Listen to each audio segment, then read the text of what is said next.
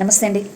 భగవద్గీత ఎవరికి అర్థమవుతుంది అంటే, ఎవడికైతే తాను పాపిని, తాను చీకటిలో ఉన్నాను, తాను చెరలో ఉన్నాను, తాను మృత్యువులో ఉన్నాను అనేటువంటి జ్ఞానము కలిగిందో అట్టి వారికే భగవద్గీత అర్థమవుతుంది.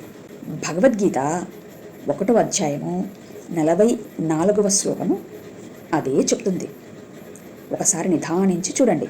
అహో, ఎంత విచిత్రము! ఘోరమైన పాపకర్మలను చేయుటకు మేము సిద్ధపడుచుంటిమి. ఏమిటా పాపకర్మలు?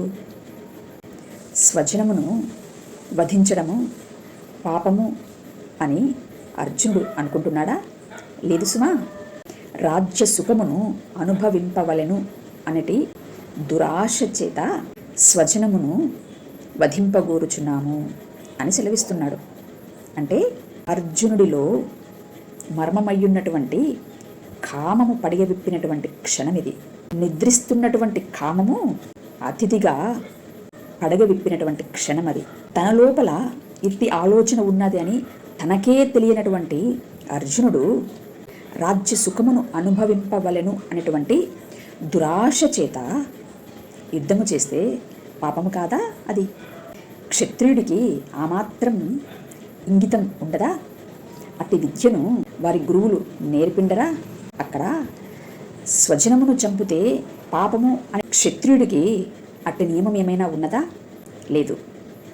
ఇక్కడ సమస్య ఏమిటంటే, రాజ్యసుఖమును అనుభవింపవలెను అనేటువంటి కోరిక, కామము అడిగవిప్పింది కాబట్టి ఆ రీతిగా యుద్ధము చేసినప్పుడు అది పాపం అవుతుంది తప్పితే, యుద్ధములో స్వజనమును చంపితే పాపము అని క్షత్రియుడు ఎలాగూ చెప్పగలడు?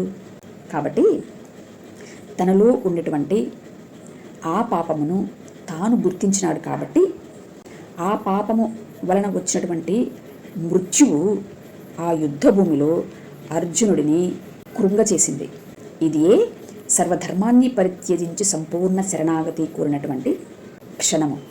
భగవద్గీత 18వ అధ్యాయము 66వ శ్లోకమును నెరవేర్చినటువంటి శక్తి సామర్థ్యము కలిగినటువంటి శిష్యుడి యొక్క లక్షణము.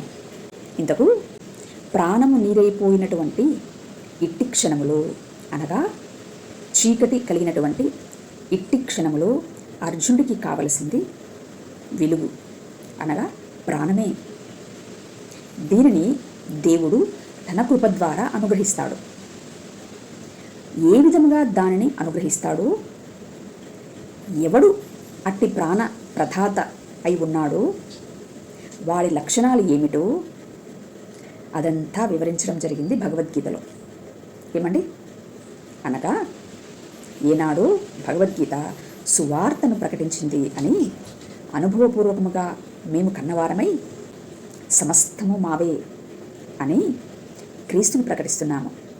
సత్యాన్ని అన్వేషించేటువంటి వారు కొద్దిగా ఈ మా మాటలను ఆలకించగలరు అని మనవి. Thank you. నమస్తే.